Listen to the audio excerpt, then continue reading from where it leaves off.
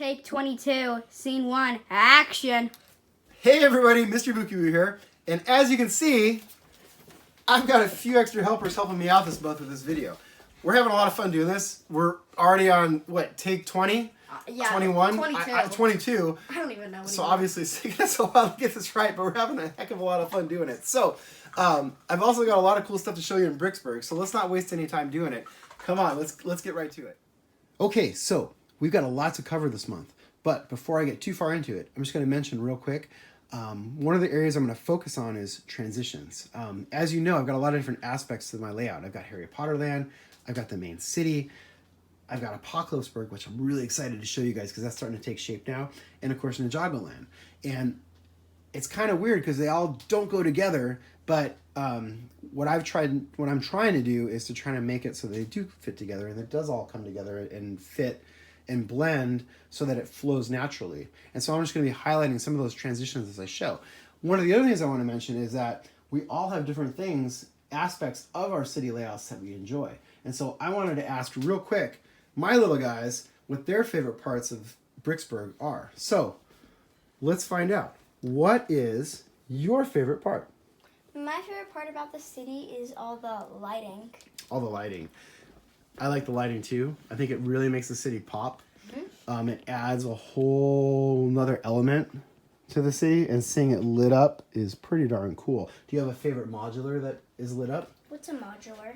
The big buildings here. Oh. Do you have a favorite building? Yeah. My favorite... That's like Parent Phil. He didn't know the term modular. I have to do a better job training him, right?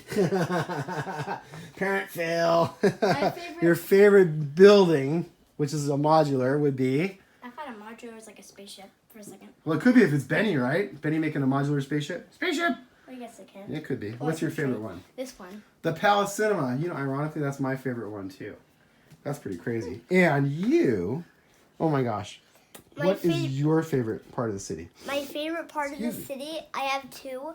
Two? My first one is the fountain. You like that fountain? And my second one is over here at... Oh, you like Harry Potter Land. Yeah. So, Harry Potter Land is pretty darn cool.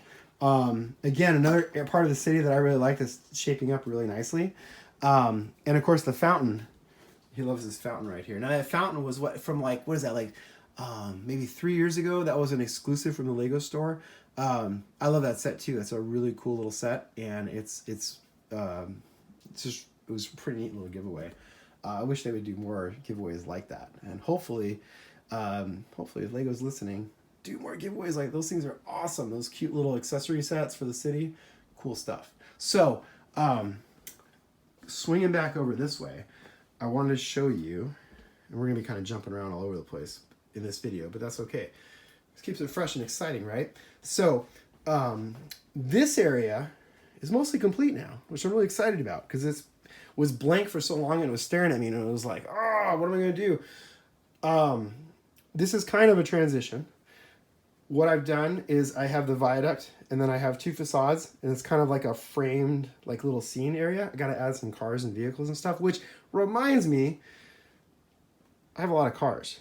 You guys probably have a lot of cars too. What are some of your favorite cars and vehicles? Do you have a lot of favorites? I know Lego's come out with all kinds of different ones over the years. You know, they have the Speed Champions. They've got, of course, the traditional city vehicles. Like you see all these different ones here. Let me know, which are some of your favorite vehicles? I love fire trucks, so I've kind of built some of my own over the years, and I've shown you some of those in the past. But I also like these little construction trucks too, and I hope they do more of these in the future. I have one here. I like this set so much that I have one there. And then I have one over here that I converted to like a railroader. What do they call them? Railroaders? Railroad. So they can go on the rails or the road. They have the little wheels in the front there. So I do that so I can actually drive on the track, which is kind of cool. And then also that set was awesome because it came with a porta potty, which is totally cool. And I think if we look, you're going to see, oh, Stormtrooper. Trooper on a pooper right there. But I'm getting way off track. Sorry, I'm getting silly because it's late. So back to this area, the transitions. So you can see how this area is kind of flowing together now. It's coming together nicely. I still want to add some lights to the facades in the back, but I think the overall flow here it just kind of works and it's looking good. I'm happy with this. I'm very happy. Now, moving down this way, you'll see just lots of more details here and there. The ticket booth, with the bus stop / train tickets, that area is coming together. I have room for 2 more modulars, so I'm excited about that. I won't have to rebuild the layout for 2 years, although I don't know. Do you think it's going to last 2 years, or am I going to rebuild it like in a year or so? I don't know. This whole area, love this area. The mountains are looking good. The little ice skating rink with a little kind of quasi-winter wonderland coming together nicely. I still have to do a few more tiles in the back. Of course, the park. I have a couple big trees, but I have to build the lake for the waterfall yet. Some park benches and some lights back there. But overall, things are starting to shape up. Now, another transition. So this right here, this slope you see right there, that's the original slope from when the mountain wasn't quite as deep as they ended up being, because the mountains weren't grand enough for me. So I rebuilt these mountains like 3 or 4 times. And every time they got bigger and more massive in scale, and they kind of ended up where they're at now, which I'm pretty happy with. But I still need to finish this downward slope. So the idea is it's going to continue from this, instead of just ending at the upper level where it ends right here, it's going to go all the way down to the bottom level here. So I need to work on that. Now, Apocalypseburg. So this area is really shaping up, and I'm really excited about how this is working. My oldest has donated the dragon pit, which I'm going to try to incorporate because it kind of fits in with the whole apocalypse theme. And of course I have the main Welcome to Apocalypseburg set, which I absolutely love. Probably one of my favorite sets of the year so far. The build was awesome. The details in this set are amazing. All the little accessories that come with it are really cool. And of course the minifigures are ridiculously awesome. They are so cool. Like I said, really excited to have this. Really excited I was able to incorporate it into the layout. And so the idea, and this is still got a lot of work to do here, but it actually kind of looks like an apocalypse hit this area. So for now it's okay. But we're going to have more sand plates. The track's going to run through Apocalypseburg. And we're just going to add more like wasteland type stuff. I would like to add Emmett's house if I can. And just a few other things just to kind of make this look like a cool Mad Max, fun area, something that my oldest would design kind of thing. Now, Ninjago Land runs right into Apocalypseburg. So you're wondering, well, how is he going to transition that, right? So you see the starting works of that right here. So this is the city wall for Ninjago Land that I'm building. Now, I've got the big red door, which you're going to say, oh, the door looks really familiar. You're absolutely right. I copied it from the Temple of the Ultimate Weapon. I love the color scheme of this. I love the red with the light bluish gray and the blue. It all looks really, really good. And so I wanted to kind of copy that to make it flow into the city wall. So I've got the big red door. I've got the makings of the wall. It's starting to come together. You can see how I'm building it back there and how it's all kind of shaping up. And then I'm going to have the dark blue accents on top, which are going to be kind of similar to what you see there. So this is all coming together. Now, this area, I've actually got the Temple of Airjitzu in place, which I really like how that turned out. The Dragon Temple, I just kind of threw back there, and I actually kind of like how it looks. Actually, to me, it's like, hey, that's pretty cool. It works there. So I think I'm going to leave it like that. I just need to add maybe a pathway to get back there. And then, of course, you see in the foreground just more tiling with the waterways. So the water extends all the way to the Temple of Airjitzu now. And then I need to finish off a few areas here. And I've added some more like tile work and stuff.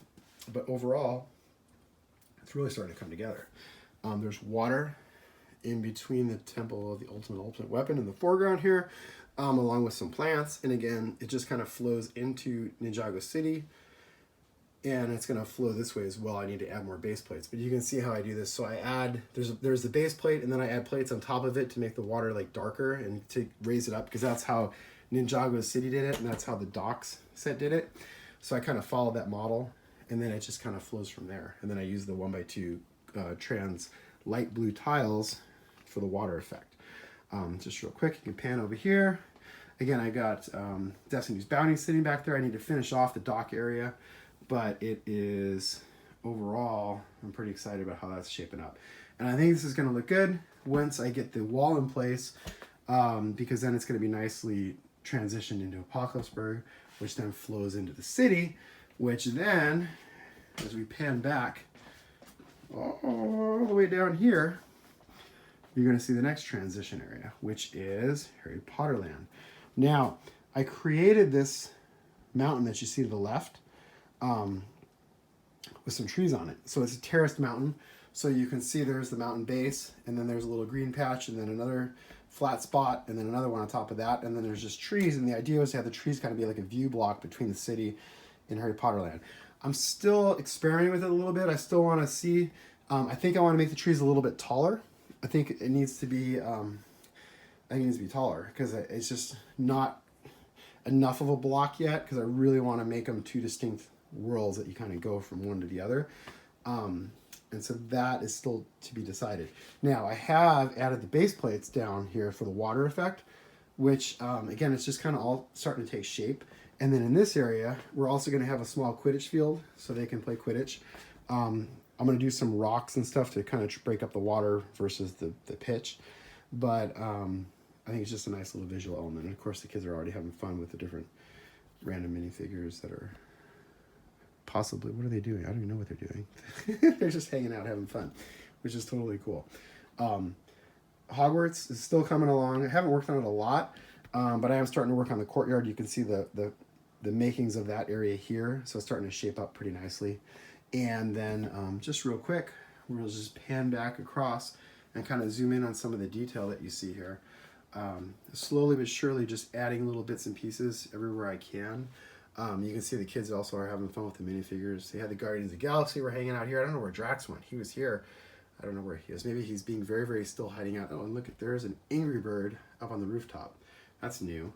And then, of course, just, you know, Admiral Akbar is hanging out with Garmadon. It's just all kinds of silly stuff. If you look around long enough, you're going to see more and more silly things. The ghosts, which I remember to light up this time, they're on their own individual light. They have their own little like battery packs that they light up, so I have to turn them on manually. They're not on the master switch with the rest of the lights, so I always forget to turn those on. But this time I remembered. And then of course just more detail everywhere. Everywhere you look, there's detail, which is pretty cool. And the trains, which the track's all in place. I need to actually fix the wires though for the lights. Some of these wires that run, especially like in this area, are hanging down right now. So I needed to tack them up to the bottom of the platform that the city sits on to make it all so the trains can run unobstructed without running over wires or getting snagged in wires. So having said that, that's about it for this month. Lots of progress, lots of exciting stuff going on. Let me know what you guys think, because I always value what you guys have to say in your guys' opinions on stuff. And you guys have some really great ideas that you've shared with me over the months and over the years. And so keep them coming because I really appreciate it. So that's it for this update. I will be back real soon, probably with my little helpers, to film another update video. And thanks for watching. Make sure you're subscribed so you get all the latest updates and news from Bricksburg. And I'll be back real soon with another video. Bye.